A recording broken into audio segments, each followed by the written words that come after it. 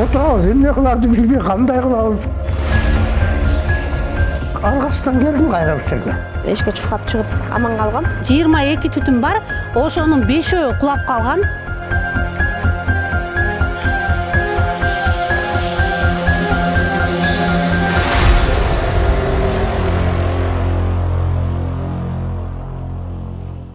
Бул Калыс Ордо конушундагы 7-көчөнүн номер 8-үйүнүн азыркы абалы. Бул окуя ушул жылдын 5-февралында болгон. Анда тамдын бир капталы урап түшүп, бактыга жараша үйдөгүлөр өз убагында коопсуз жайга чыгып кетүүгө үлгүрүшкөн. Ал эми бул жердеги жашоочулардын айтымына караганда, тамдын урашынын себеби жердин астынан чыккан сууга байланыштырып жатат. Күндүз кулады да дагы. Анан ошону кычырап балам ошол күнү бул жерде жаткан, ата кычырап атат деп төшөгүн көтөрүп чыгып касып чыккан. Калыс Ордо конушунун тургуну Кубанычбек Козубеков улгайган кезде дубалы ураган үйдө жашоого аргасыз. Ал жубайы менен бирге тапкан ташыганын үйүнө салып, акыркы ирет өткөн жылдын күз мезгилинде оңдоп түзөөдөн өткөрүшкөн. Тилекке каршы кыш ортолобой үйүнүн дубалы жер астынан чыккан суудан желип урап түшкөн. Окуя болгон күнү Козубековдун жакындары, коңшулары келип, үйүнүн чатыры түшүп калбасы үчүн ага терөөч тиреп койушкан. Бирок ал качанга чейин туруштук берери белгисиз. Бул үйдү 2012-жылы келип мен сатып алгам. Жердичи. Сатып алып анан мындай жакшы эле көрүнгөн. Сууну куюп, туалетти 3 метр, 4 метрде суу куюп атып казганбыз. Суу аккан эмес, чыккан эмес так. Жол салына баштады, асфальт. Жана чөктөрдүн сууларын баарын жана көпүрөнүн астына, асфальттын астына трубаларды алып келип туруп, так биздин көчөгө каратып салды. Дагы бир трубаны алып бирөөнүн үйүнө каратып салды. Мынт десе, эми оюнча ушундай үч жерде болсо керек труба деп. Ошол жерден бир үй кулады суунун эмесинен. Азырынча Козубековдун үй бүлөсүнүн барар жери жок. Жубайы экөө дөөлөттүк каарылыктын доорун түн уйку качкан кооптуу жайда өткөрүшүүдө. Анан болду, каяка барабыз? Бир күн бардым. Кулаган күнү дос балам чакырды, аяка бардым. Андан кийин кызымдыкына бардым 2 күн. Жата албай койдум, аякта да кудагый баары бар экен. Анан достордукуна, күйөө балдардыкына, алардын деле өзүлөрү бар. Түн ичинде туруп алып, баары калдыраткандан уялып, узолуп, араң-араң жатып чыдап анан айттым, кемпир кетеличи. Деп анан кемпириме көрүп, айла жок, кайра келдик. Кудайдын айтканын көрөбүз, басса басып калат. Баспаса да Кудайдын айтканын көрүп, үйгө эле барып бир жерге кыпчылалчы депчи. Деп анан аргасынан келдим кайра бул жерге. Бул турак жай жашоого жараксыз болуп калган жалгыз көрүнүш эмес. Буга чейинкилерин эсептебегенде жыл башынан бери 5 үй урап түшкөн. Дагы 53 үй кооптуу абалда турат. Ага Калыс Ордо конушунун тургундары жер алдынан жана жаан-чачындан чыккан суунун деңгээли жогору болгондугу себептешет. Алар Бишкек мэриясына караштуу номер 16-муниципалдык аймактык башкармалыгына конуштагы бул маселени чечүү үчүн жабык дренаждык системаны куруу талабы менен бир нече ирет кайрылышкан. Бирок азыркы күнгө чейин иш ордунан жыла элек. Үйлөрдүн баары кулап атат. Бул жерде деген ошол бурчка чейин 22 түтүн бар. Ошонун 5-өө кулап калган. 5-өөнүн азыр жашаганга вообще невозможно ал жерде жашашкачы. 16-жылы марттын 21-inde кулады. Мен ичинде болчумун. Түнкү саат 2:30 кулаган. Дагы ошо сезип калып өзүм эшикке чуркап чыгып аман калгам. Дилнаш маселесин чечип берсеңер жакшы болот дедим да. Ушул бизге баары эле финансыга такалып калып атат да. Антпесе мына көптөгөн үйлөр кулап уже мына жараксыз абал алып келип атат да, коркунучтуу абал алып келип атат да. Могу жаз, күз, кыш айларында могу жер астынан чыккан суулар да. Жер астынан чыккан кардын суулары, жамгырдын суулары, ошонун сууларды. Анан могу бизде дил эме жок, канализация жок. Анан элдин баары септик казган, ошо септиктен да сарыгып келип атат да. Бул жер чуңкур жер да. Казандын түбүндө болгон чуңкур жер. Ошол жака көп эме суунун баары агып келип, анан бияктан тамдар урап атат да. Дилнаштар урапчы. Номер 16-муниципалдык аймактык башкармалыгынын башчысы Эмилбек Ункуев чындыгында бул маселе абдан курч экенин, калктуу конушка жабык дренаждык системаны куруу зарылдыгы турганын жана элдин талабы менен кабардар экенин тастыктады. Ал долбоорду ишке ашыруу үчүн өткөн жылы 1-май районунун акимине, Бишкек шаардык мэриясына сунуш киргизгенин, системанын долбоорун иштеп чыгуу үчүн атайын жумушчу топ түзүлгөнүн айтат. Бирок тилекке каршы тийиштүү кызматтардын жоопкерчиликсиз мамилесинен улам иш токтоп калган. Эми бул долбоорду кайрадан ишке ашыруу үчүн ушул жылы бюджетке киргизүү аракети көрүлүүдө. Долбоордун жалпы сметалык баасы 30-35 миллион сомду түзөт. мындан ары муну токтотконго же курбанга мен түшүнбөйм. Бирок өткөндө да депутатский корпус бюджетный совещание 2 жолу өткөргөнбүз. Алар толук кандуу колдоп атышат, да салыш керек деп. Азыркы учурда МЧСтин предписаниясы бар. Муну предписаниясын аткарбаса, ошол эле службалар жоопко тартылат. Бул ончу эмес.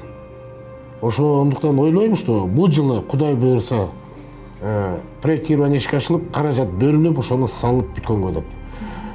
Аким дагы Максат Шекеровичте өзү 2 жолу нерсе барып карады. Бул маселени ал толук кандуу билет. И в любом случае экономия улуу, жемес улуу, бул каражатты таап, бул маселени тез арада куруп баштайбыз деген ой. Жергиликтүү өз алдынча башкаруу жөнүндө мыйзамдын 18 беренесине ылайык аймактын жашоо турмушун жакшыртуу, социалдык экономикалык пландаштырууну уюштуруу, калкка социалдык жана маданий кызматтарды көрсөтүү жергиликтүү өз алдынча башкаруу органдарынын карамагында турат. Эми мында Калыс Ордо конушунун жашоочулары өз укук милдеттерин аткарып, талаптарын койду. Ал эми аны ишке ашыруу мыйзамда көрсөтүлгөндөй жергиликтүү өз алдынча башкаруу органынын жоопкерчилигинде. Мындай маселе 1 май районуна караштуу бир эле Калыс Ордо конушунда эмес, ошол эле Ак Босого конушунда да бар. Сүйүнбай Кенжебаевдин күнү ушинтип короосуна толуп калган кер сууларды төгүү менен башталат. Себеби аны убагында тазалап турбаса, кудуктан ашкан суу үйүн каптап кетүү коркунучунда. Каарманыбыз Ак Босого конушунун 30 жылдан берки туруктуу жашоочусу катары маселени мындайча түшүндүрүп берди. Биздин негизги маселе ушул Ак Босогонун жашоочулары основной жазга маал мына каналдагы суу эметкенде жерден суу чыгып кетет. Баары ошо чыккан суу огороддун баарын каптап, үйдүн ичинен да сырыс болуп бүтөт. Жакында эле ушул каналдан чыгып, тетерде дамба бар, дамбанын толуп кеткенине эметпей, МЧСке айыл өкмөтүнө кайрылып, бир базар жүгүрүп жүрүп, араң токтотуп, ошо жерди тазаласак, келип тазалап берсек, эч ким тазалабай койгон. Кайра өзүбүз күчүбүз менен тазаладык. Азыр суу где-то бир 70 сантиметрдей ылдый түштү.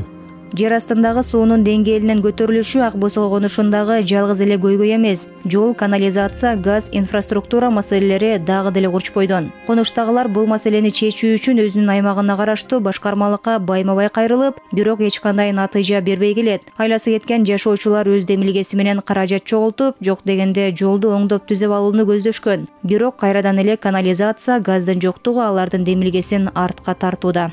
Буякта негизи инфраструктура бирине бири куйругулаш болот экен да. Мисалы ушул эле жолду мынакей көрүп атасыңар. Жердин баары суу каптайт, үйлөргө кирет. Ушул жерде мисалы түрттүрүп, сүрдүрүп, өзүбүзгө ылайык баягы жашообузду өзүбүз жеңилдетип алалы деп. Биз эч кимден акча сурабайлы, өзүбүз ушу кошуналар чогулуп, жолдорду түрттүрөлү десек, ошол эле. Мына газ өтсүн, канализация өтсүн, ошолор өткөндөн кийин жасабыз болуп отуруп, биз дагы ошентип улам-улам кийинке жылдырып келатабыз да.